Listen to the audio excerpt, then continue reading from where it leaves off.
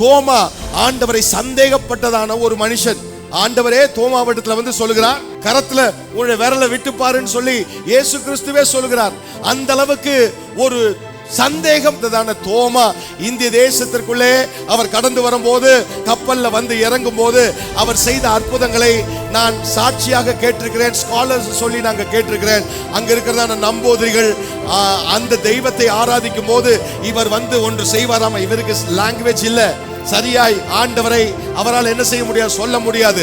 அற்புதத்தின் மூலமாக மட்டும்தான் இவர்கள் அத்துணை பேரையும் கிறிஸ்துவுக்குள்ள நடத்த முடியும். அதனாலே அவர்கள் அந்த இடத்துல அந்த தண்ணீரை எடுத்து அப்படி மேல போட்டு அவங்களுடைய தெய்வத்தை ஆராதிப்பது அவங்களுக்கு ஒரு வழக்கமா இருந்தது. தோமா என்ன பண்ணினாராமா, நேரா வந்து நான் எடுத்த இடத்துல தண்ணீர்ல அந்த, அதாவது இப்போ ஒரு அரிசி இருக்கு, அரிசியை கொஞ்சம் எடுத்தா அதுல கேப் இருக்கும் இல்லையா, அது மாதிரி தண்ணியில கேப் உண்டு பண்ண முடியுமா?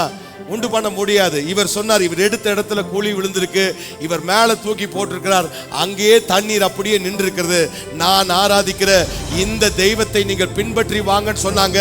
அன்னைக்கு அநேக நம்போதிரிகள் ஏற்றுக்கொண்டு இன்னைக்கு கேரளால நிறைய மார்த்தோமேட்ஸ், நிறைய சென்ட் தாமஸ் சர்ச் என்று உருவாக்குவதற்கு அவர் பிரதானமான காரணமாக இருந்தார். ஹல்லேலூயா.